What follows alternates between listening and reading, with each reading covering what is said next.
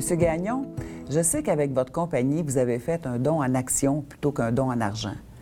J'aimerais que vous me parliez, que vous m'expliquiez les avantages puis le fonctionnement d'un don en action pour une compagnie.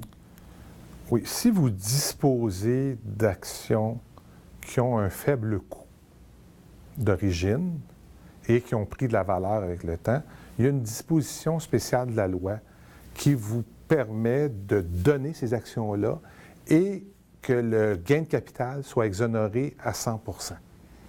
Donc, sur cette base-là, je vais vous donner un exemple.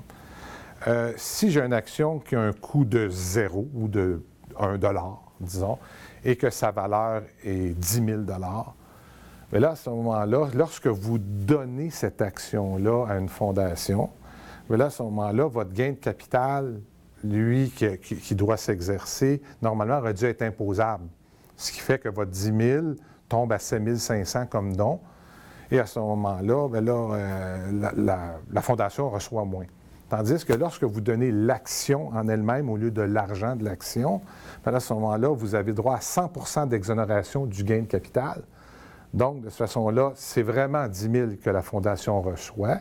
Et vous recevez en contrepartie pour votre entreprise un reçu pour don d'action normal.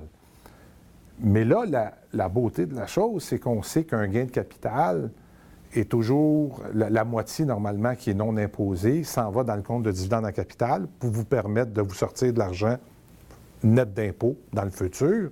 Mais à ce moment-là, vous avez 100 % de cette exonération-là qui s'en va dans le gain de capital, dans le compte de dividende en capital. Donc, de cette façon-là, vous allez pouvoir vous sortir de l'argent net d'impôt pour la totalité du montant.